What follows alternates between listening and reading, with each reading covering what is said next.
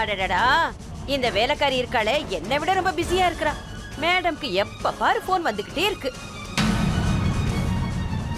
என் ஆரோயர் நண்பா, சொல்லு. இது ட்ரிங்க்ஸ் இல்லப்பா, லஸ்ஸி. நண்பன் கூட இருந்தான்னா லஸ்ஸியும் அப்படிதான்ப்பா இருக்கும். கரெக்டா சொன்ன. எனக்கு லஸ்ஸி வேணும். உனக்கு சாக்லேட் மில்க் ஷேக் தானே பிடிக்கும்? எனக்கு இப்ப லஸ்ஸி குடிச்சாகணும். எனக்கு லஸ்ஸி வேணும்.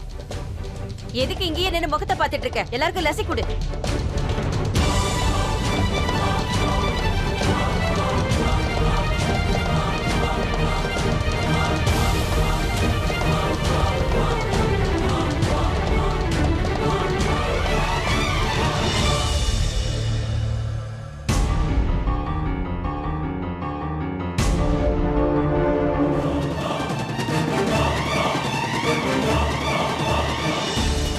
மாமா, அது சொல்லுப்பா. என்ன விஷயம், என்னாச்சு? உங்ககிட்ட கொஞ்சம் பேசணும். சொல்லுப்பா, தாராளமா சொல்லு.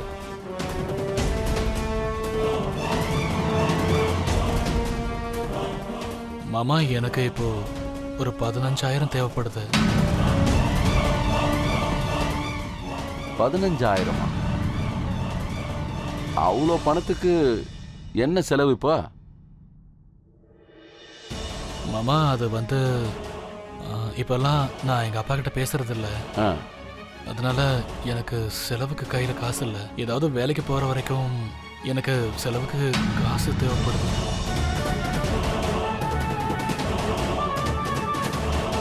தம்பி வீரா. அண்ணா, ஏதோ வந்துட்டேன். சொல்லுங்கண்ணே. இங்க பாரு, இவன் நம்ம வீட்டோட மாப்பிள்ள. இவரை கவனிச்சுக்க வேண்டியது நம்மளோட பொறுப்பு. இவரோட தேவைகள் எல்லாத்தையும் இவரை கேட்க விடாம நீ தான் நிறைவேற்றி வைக்கணும். நீங்க கவலையே படாதீங்க. நான் இவனை நல்லா கவனிச்சுக்கிறேன். சரி, எனக்கு ஒரு சில முக்கியமான வேலை.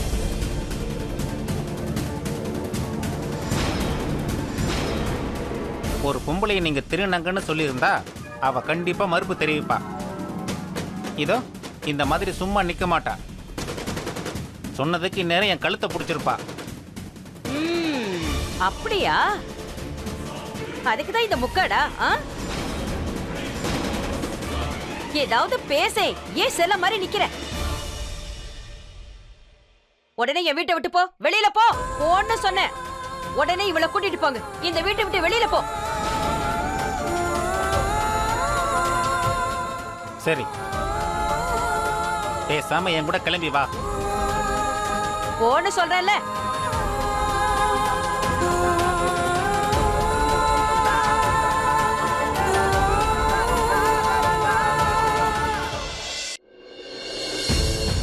இங்க பாருங்கக்கா, உங்களையே இவ பாவம் செய்ய வச்சுட்டா. திருநங்கைங்கெல்லாம் வீட்டு வேலை செய்யக்கூடாது.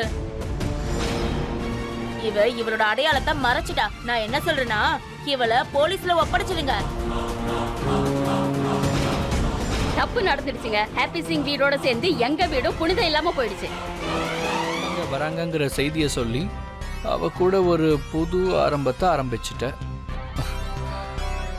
சபாஷ் வரும், சபாஷ்.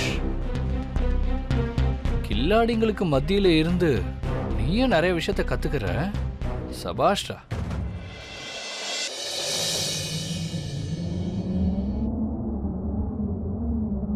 எங்க போன? அது வந்து நாங்க கொஞ்சம் சுத்தி பார்த்துட்டு வரலான்னு போனோம்.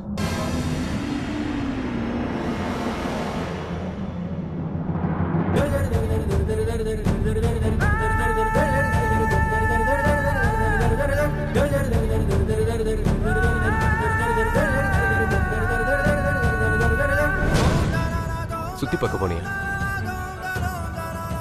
சுத்தி பார்க்க போனியா இல்ல வீட்டு வேலை செய்யறதுக்காக போனியா? நீ வேலை செய்ய வேண்டிய அவசியம் என்ன வந்துச்சு? நான் தான் சம்பாதிக்கிறேன்ல. ஒரு வேலை பணம் பத்திரம் என்கிட்ட சொல்லியிருந்தா நான் வேற ஏதாவது வேலையை பார்த்திருப்பேன். நீ ஒரு உண்மையை புரிய வச்சுட்ட சௌமியா. நான் தனியா இந்த குடும்பத்தை சமாளிக்கவும் உன் தேவையை நிறைவேற்றவும் தகுதி இல்லாதவன். நீ அதனாலதான் வேலைக்கு போன? அருண், அது சரிதான். நீ என் கூட வேற வேலையும் செய். ஆனா நம்ம வீட்டு வேலையை மட்டும் செய். மத்தவங்க வீட்டு வேலை செய்யாத. நீ எங்க ராணியா இருக்கியோ அந்த வீட்டுக்கு மட்டும் வேலை செய். வெளியே போய் பணம் சம்பாதிக்க வேண்டியது என்னோட வேலை.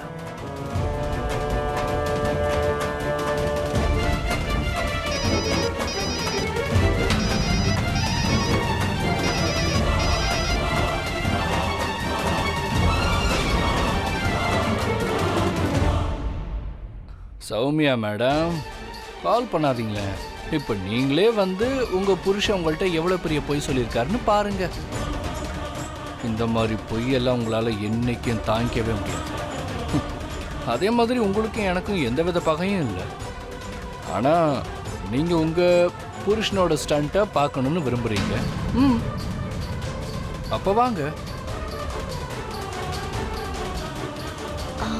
ஆனா அவர் எனக்கு ஃபோன் பண்ணவே இல்லையே. சௌமியா மேடம், செட்ல நிறைய வேலை இருந்திருக்கும், அதனால அருண் சார் உங்களுக்கு ஃபோன் பண்ணிருக்க மாட்டாரு. நீங்க என் கூட வாங்க மேடம், அவர் கூட்டிட்டு வர சொன்னாரு. வா.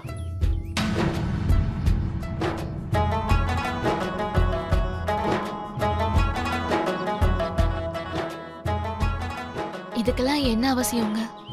கொஞ்ச நேரம் கோவமா இருந்தாலும் அப்புறமா சரியாயிடுவேன். தெரியும். ஆனா என்னன்னா, நீ எப்போது ஒரு தடவை தான் கோவப்படுவ.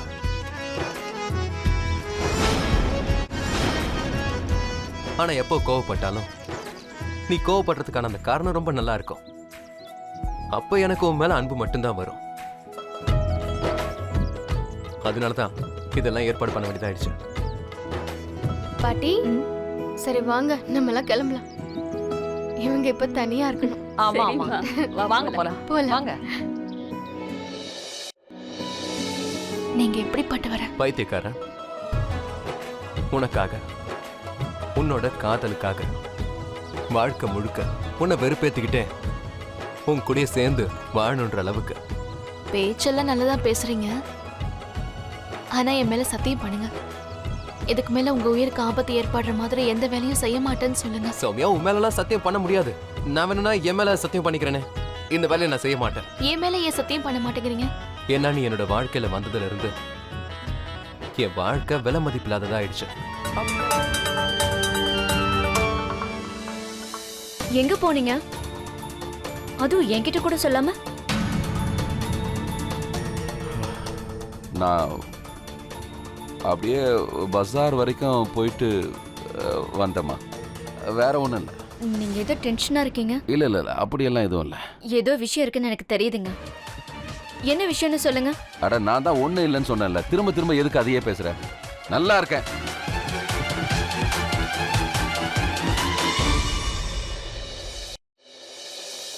சௌமியா. என்னங்க? இந்தா. என்னங்க இது? இது நான் சம்பாதிச்சு கொண்டு வந்திருக்கிற பணம். இதை நீ பத்திரமா வச்சுக்கோ. நீ தான் என்னோட பேங்கே. அப்புறம் அடுத்த டெபாசிட் அடுத்த வேலை கிடைச்சதுக்கு அப்புறமா. இல்ல, நான் இதை வச்சு என்ன பண்ண போறேன்? இதை நீங்களே வச்சுக்கோங்க, உங்களுக்கு தான் தேவைப்படும். பிரீத்தி எப்பவுமே சொல்லுவாங்க, மனைவி தான் வீட்டோட லக்ஷ்மின்னு. அப்புறம் புருஷன் பணம் சம்பாதிச்சு கொண்டு வந்து அவன் பொண்டாட்டி கிட்ட கரெக்டா கொடுத்து வைக்கணும். பணத்தை வச்சுக்கோ, மொத்தமா எடுத்து வை. இப்ப சொல்ல, இது என்னது? தெரியலங்க. கெஸ் பண்ணி பாரு. உண்மையிலேயே தெரியாது. நீங்க ஏதாவது புது பிளான் இல்லை, வச்சிருக்கீங்க? ஆனா நான் சத்தியமா சொல்றேன், இனிமே இந்த மாதிரி அவசரப்பட்டு நான் உங்களை தூக்கி எறிஞ்சு பேசவே மாட்டேன். என்ன நீங்க நம்பலாம். அருண், அருண், நான் உன்னை இங்க கண்டிப்பா இருக்க விட மாட்டேன்டா. நான் உன்னை இங்க இருந்து கூட்டிட்டு போயிடுவேன். உனக்கு எதுவும் ஆக விட மாட்டேன். உனக்கு தான் தெரியுமே. ஆமா, நான் உன்னை இங்க இருந்து கூட்டிட்டு போயிடுவேன். நிச்சயமா. நீ எதுவும் பண்ணல? நீ அவனை சுடல? கேளு, அங்க அப்பா கிட்ட சொல்லிடு.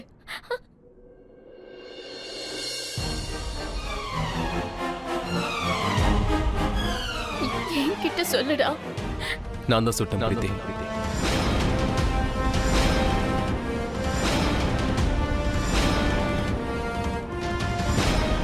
அவன் என் சௌமியாவை துப்பாக்கியால சுட்டான்னு பார்த்தான். அவளை கொல்ல முயற்சி பண்ணான். அப்புறம் உங்களுக்கே தெரியும், என் சௌமியா கிட்ட யாராவது தப்பா நடந்துக்கிட்டாங்கன்னா நான் உங்களை சும்மா விட மாட்டேன்.